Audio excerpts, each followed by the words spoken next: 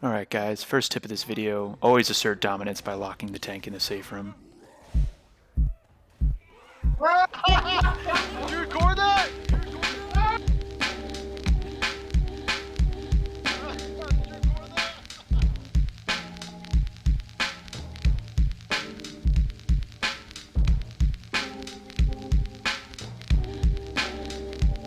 Ladies and gentlemen, Jukes McGee is back with more versus content. Yes, I know. I've been lazy as hell, not coming out with another tips video for over 10 months, but I want to say that I haven't been completely sitting on my ass this whole time. I've been collecting clips throughout that time that I think will serve as valuable knowledge, some of which applies to both versus and campaign game modes. So, without further ado, let's jump in.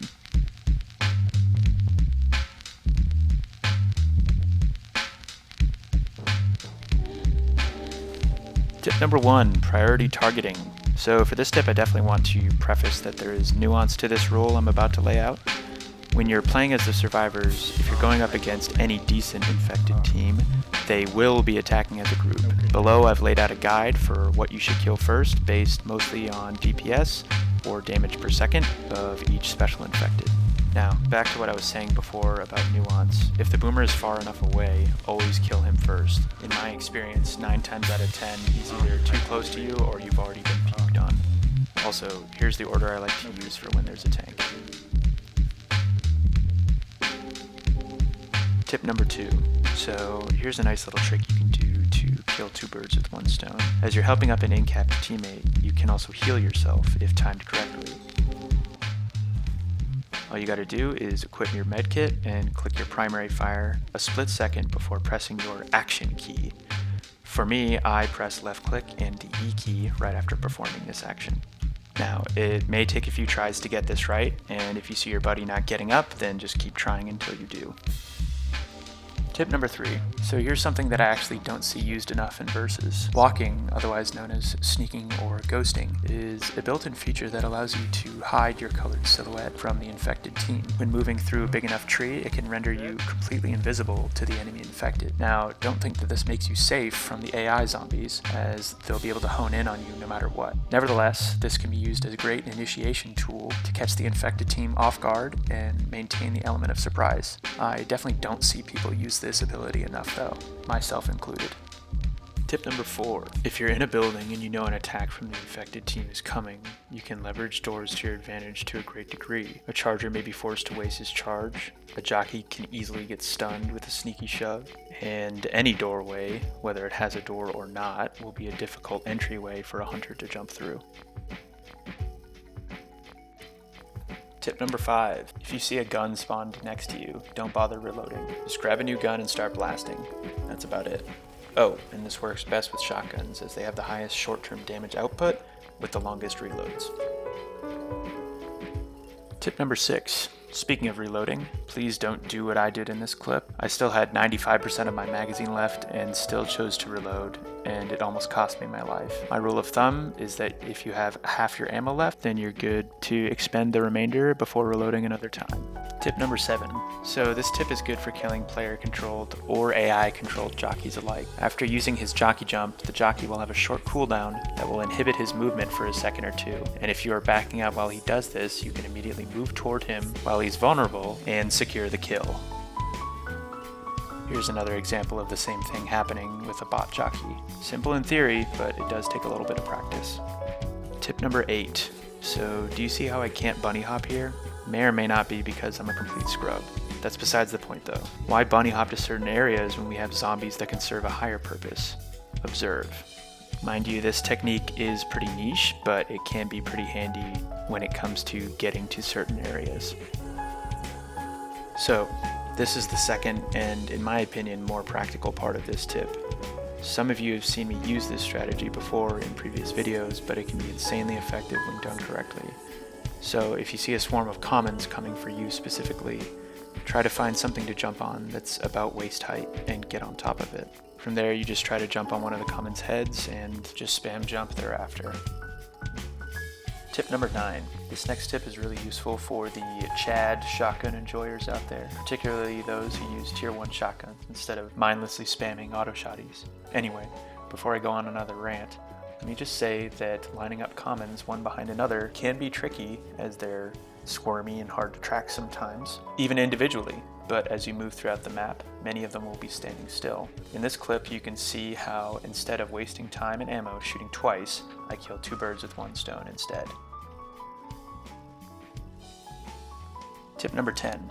So this is yet another clip to help you all deal with the most dangerous zombie in the game.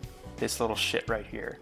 Far too often I see people, when confronted with an incoming horde, they throw a pipe bomb. However, where I often see them go wrong is where they throw it. The pipe bomb only has 6 seconds before it goes kaboom, and oftentimes this doesn't give the commons enough travel time to get to it before it blows. So how you can alleviate this is to try to look and see where the highest numbers of commons are coming from and throw it directly at them. If you just throw your pipe bomb carelessly, you'll only kill 2 or 3 commons instead of 20, which makes a huge difference.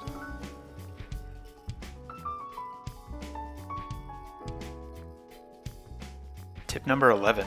If you're about to charge a survivor and you see them pull out any type of melee weapon, beware, as they're trying to level you. Wait until they swing and then charge right after to ensure you don't get killed in one fell swoop. Tip number 12. Your goal as the jockey once you grab someone is not only to separate and endanger the survivors, but also to do so for as long as you can in order to inflict the most damage possible. Every bit of damage counts in versus, and this is one trick I like to use to do so. Use the control you have over the survivors to your advantage and ensure you move them behind cover, making it harder for the survivors to kill you with an object in the way. Tip 13. Wall kicking is a trick you can do as the hunter by keeping your back to a wall, jumping, and clicking primary fire. I find it also helps to move backwards while doing so in order to ensure my back is touching the wall. If your back is not touching the wall while you're midair, you won't be able to wall kick. There are some things that will prevent you from doing a wall kick, such as killing a survivor, being on fire, or doing it off a surface which Valve has disallowed, namely chain link fences. I'd argue that this is one of the best tips in this video because of how amazingly useful it can be in catching the survivors off guard. It is also a much stealthier option, as when the hunter isn't crouching, he's the only special infected that is completely silent. You can also use wall kicking in order to gain altitude, although this is more frequently performed on maps with tall buildings like Dead Center Map 2. I highly suggest you all go to the Steam Workshop and download Hunter Training if you want to learn more advanced hunter tech. Tip number 14. So this tip I call spooking because if you see there is a downed survivor, you can spook the survivors into dropping them in order to deal with you. They cannot progress with their teammates on the ground, but they also cannot shoot you while getting them up. This can put a lot of pressure on them. Remember that time is on your side as the infected, and if you can stall the survivors and keep them from getting vertical, you will cause a death spiral they won't be able to recover from. As you can see, I'm just getting Rochelle's attention and threatening to commit to an attack if she herself commits to recovering her team. She realizes she has to come deal with me, and I charge her for the win. Tip number 15.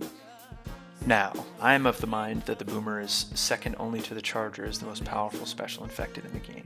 Common infected can be an absolute nightmare to deal with in almost every environment you're in.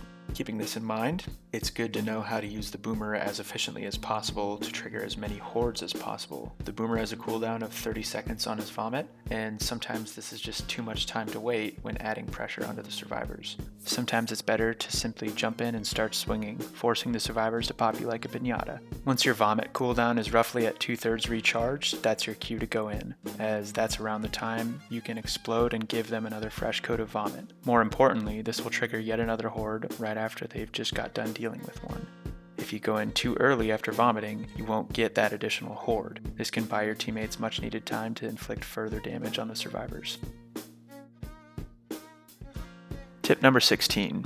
Playing the Boomer can be tough. I've had my fair share of getting instantly popped in the face with a shotgun. However, one trick that makes this easier is finding an area where you are below the survivors and projecting your vomit onto them from below, where they have no line of sight. This can also be done from behind objects like cars, but you risk exposing yourself more so by doing this.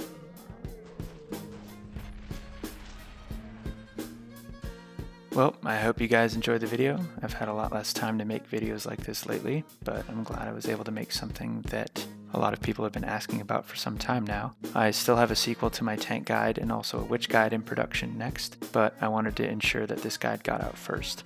Thanks for sticking with me as long as you have, and look forward to more videos soon. Peace.